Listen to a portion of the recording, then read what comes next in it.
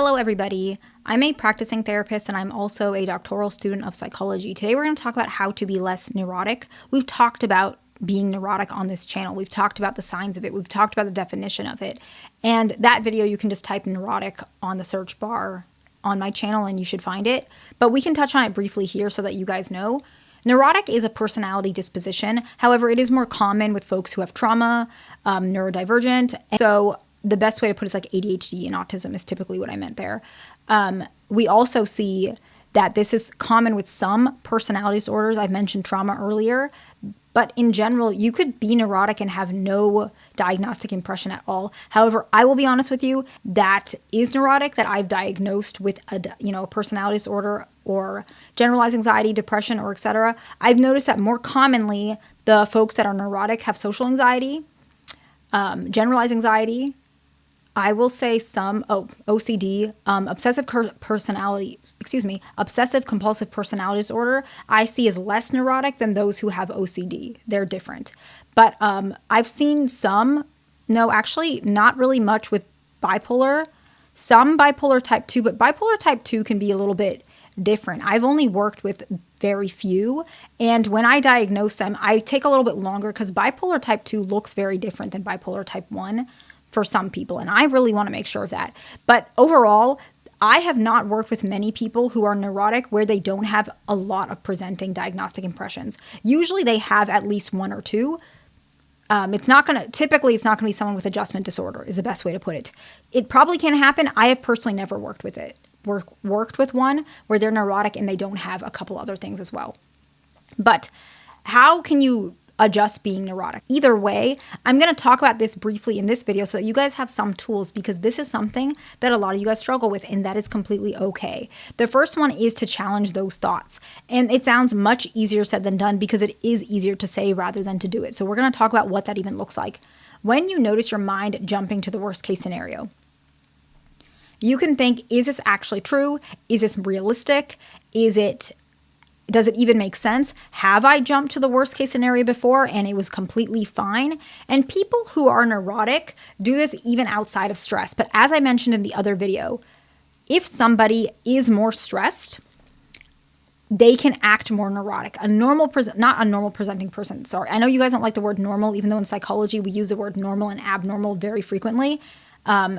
It wasn't supposed to be like an insult, but now it is. But originally, from a psychodynamic perspective, it was just how we use terminology. But I'll try not to say normal. From a common presenting standpoint, a more common affect, folks who tend to be a little bit typical rather than atypical, they can still be neurotic when they're stressed. And they jump to a certain case scenario. However, these folks have a little bit more things in their toolbox to be more aware of it. And I'm going to give an example of myself when I did this and I had to challenge my own thoughts just so you can understand what you can walk through. So for your license, getting a license, my license in Virginia and DC, you have to take an exam, a clinical exam, and then once you take your clinical exam, you have to give your paperwork and all of this stuff to the board. So you don't just take the exam and you pass and they hand you your license. I wish. No, there's still quite a lot more stuff to do. So my licensing process took a little bit longer because I did private practice for my, my residency and my hours. And so I had a lot more clinical hours than I had documentation hours, because documentation in like private practice, it's like 5 minutes, sometimes a treatment plan here and there. Like maximum it's going to be like 5 hours a week, but I'm seeing like, let's say 35 patients. So it's like 35 and 5 ancillary. It's a little bit imbalanced. And so they wanted to make sure. And so they double checked, which is kind of common in Virginia, but I remember I was like, what does that even mean? Why are they double checking? I counted all my hours. Like, did I do too much? Is that a bad thing? Is that a red flag? And I remember I had all these worst case scenarios and I was really worried that night when they did that. And I sent my paperwork and it was taking a little bit longer than I expected because some of my friends were getting licensed in like 2 or 3 days. But I had to remember they were working at hospitals or other places. They weren't in private practice for their hours. And I was like, what is taking mine so long? And it really didn't take too long. It was only 3 days instead of 1. And that's still a really quick turnaround. Like I know Maryland takes such a long time. West Virginia can take a while. So I was jumping to the worst case scenario, but what I did was I calmed down. I said, okay, did I do anything wrong? No, I did everything correctly. What is a realistic outcome to this? Is it really sensible that an application would be rejected because I did my my hours in private practice? No, there are plenty of people who are clinical that do their hours solely in private practice. Is it less common? Yes. But this is not the first time the board has seen that. And so I had to challenge some of the thoughts that I had in my mind. And so I would like you guys to try that. Challenge your thoughts. Whatever your scenario is, think about how that sensible it is for your case. The next one is create distance from your emotions. You don't have to react to every feeling that you're having, right? People call this mindfulness. Some people do. Some people call it self-awareness, detachment, anything you want to talk about. I just say create distance from that emotion temporarily.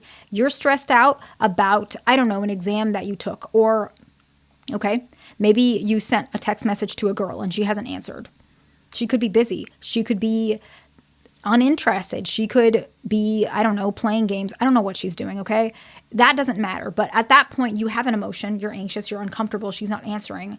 But you do have to create distance with that emotion because you don't want it to affect your day. Maybe you have work tomorrow. Maybe you have a presentation tomorrow. Admit, okay, I'm anxious. I feel uncomfortable. But I'm going to walk away from this emotion for the moment. I'm going to look at another emotion I have. Is there something else I want to do? Well, I also want to relax because I had a long day. Let me lean into that emotion. Let me relax. Let me watch TV. Let me cook dinner. And so you can lean into other emotions that you have. You don't have to always lean into the one that's spiking at that current moment. You don't have to react to it. You can still be aware of it, but try to focus a little bit more on the other feelings that you're having. The next one is you want to stabilize your body to some extent. This one is really important, especially actually if you have, we were just talking about bipolar. I think I mentioned bipolar on this video. I've been busy today, so I can't fully remember. This is really important. You do need to do this. It helps with your symptoms. Even schizophrenia, schizoaffective disorder, right? Sleep, exercise, and diet do actually literally directly relate to emotional stability and your affect. So poor sleep or too much caffeine, you can be more reactive. You can be more anxious. You can be more moody. You can be more tired. You can, if you're hungry, you can be a little bit moody as well. And so stabilizing those things so at least you can calm yourself down. The next one is you want to reduce daily chaos. You want to reduce that disorganized presenting feeling in your room, in your office. You want to organize maybe your fridge if that's something that stresses you out. You want to have a very simple structure even. It can even be making your to-do list very small but concise. You want to have fewer unnecessary decisions and very realistic to-do lists. That's a good way to put it. The next one is you want to limit overthinking. Some patients, this one does not work. And so it might not work for you. Some patients, it literally genuinely does not work. And sometimes you need to focus on other things, process it out loud. You can process it with me if you want to. That's pinned in the comments. You can get medication. And so this one might not work, but you can still try it. You want to set boundaries on how much you dwell on problems. You can give yourself literally a set time. 15 minutes, 30 minutes, and you can worry at that time. Some folks, they just lie down and they really just worry. They worry, they overthink, maybe they Google all these things, but once 30 minutes hits, now you stop and you do something else. You literally force yourself, get up and take a walk. That's an example, okay? The next one is you want to stop feeding that reassurance loop, at least not for too long. You don't want to constantly be asking others for reassurance or checking other things or reinforcing that anxiety. I was just talking about like the license application for myself.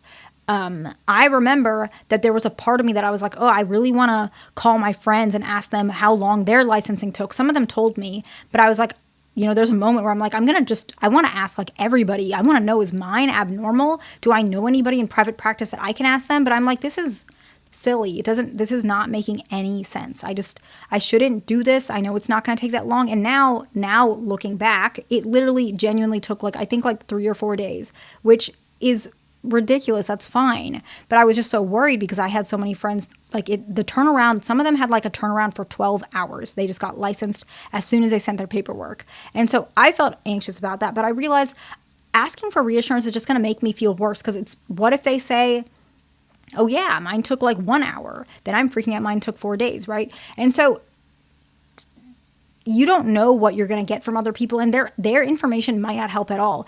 And even if it calms you down, it's going to reinforce a cycle, because what's going to happen is you're going to feel reassured, and then it's not going to last. And so you're going to ask again, and you're going to keep going into that cycle, and you have to break that cycle. Do not ask for that reassurance. The next one is you want to face small fears gradually. avoidance does strengthen anxiety, okay? And so slowly expose yourself to situations over time. Let's talk about social anxiety. I'm not saying for you to go sing karaoke in front of strangers. Some people are not comfortable with stuff like that. Some people are okay with it in front of strangers. So it depends on how your anxiety is. But let's just use that as an example. But maybe what you can do is you can go to a cafe and get coffee or a sweet or whatever you want to, and make a little bit of small talk with the front desk lady. I forget, I'm literally losing the name, whatever it's called. Talk to them, say something. I like your outfit. Is this your first day working here, or something of that sort, whatever that conversation looks for you, because it depends. Actually, probably don't say, is this your first day working here? That might be an insult. So something of that sort. Face your fears, talk to somebody. The next one is practice grounded self-compassion. I'm going to call you guys out on this one. A lot of you guys are not compassionate at all. And if any of you guys have had a call with me, I have told you this. And everything you guys say to me is confidential, so please don't worry about that. But I'm just saying a very common theme I have with all of the calls I've had with you guys already. You guys are just not gentle with yourself at all. And sometimes what happens is sometimes you want to overcompensate with this unrealistic positivity. You want to have a balanced thinking. You don't want blind optimism, but you want to be compassionate. Compassion is different from blind optimism. You can say, I made a mistake on A, B, and C, but I know that I tried my best, or I could have done better, but at least now I know. And leave it at that. You don't need to beat yourself up over it. The next one is you want to stop assuming. When you assume something, let's say you had a conversation with a girl and you're like, she thinks I'm awkward. She's losing interest. She doesn't like me. You want to treat it as a guess, not a fact. You can say, I'm guessing she's losing interest in me, or maybe she thinks I'm awkward. I'm guessing she thinks I'm awkward. And why this is important is because when you find out she doesn't, or she does, you can say, okay, I was right about my guess. Or you can say, oh, never mind. It's not that she's losing interest in me. It's that maybe she's interested in me, but she has other plans, or maybe she thinks I don't like her, or sometimes the case is she's married, which some of you guys have brought. I get that that's a scenario. I'm not going to talk too much on it, but you will realize these dynamics are so complex, and it's not necessarily what you originally guessed. And so it's really important to keep in mind, maybe it's not what you're always assuming. You guys assume things about each other all the time. You do it with me. You guys assume that I'm just doing these things for certain malice intention, which is not true. You can guess, and you're allowed to make assumptions about me. I can't really reassure all of you. I wish I could, but I can't. But it's not healthy for you to make those really dark assumptions about other people, negative assumptions, whatever it may be, because what ends up happening is you start isolating yourself. And so try and think, does this actually make sense? Is there evidence otherwise? Let's say you assume somebody is bullying you or mean to you. Is there evidence that maybe they're in a bad mood? Maybe it's not directed at you. Maybe it has nothing to do with you. Look at that evidence, okay? I don't want to make this video too long, and I have so much more to go over, but it's going to take too long, and I actually have things to do. So I think the last one I'll put in this video, and then we'll probably make a part 2 at some point, is you want to cut down on that post-interaction analysis. When you have an interaction, pay attention to how often you replay that conversation, because it fuels anxiety. Instead, you can briefly reflect on it, let's say 5 minutes. You can pick your time. And deliberately after that, shift your attention. Don't let your brain spiral for hours, okay? I definitely wanted to put more in this video, and I really apologize for being a little bit less polished than my other videos. I have quite a lot to do, but I really wanted to make this video so I don't forget. So I'm going to jump off here, y'all. I do have things to do. I hope this video is helpful to somebody. Please like, subscribe. I'll see you in the next one.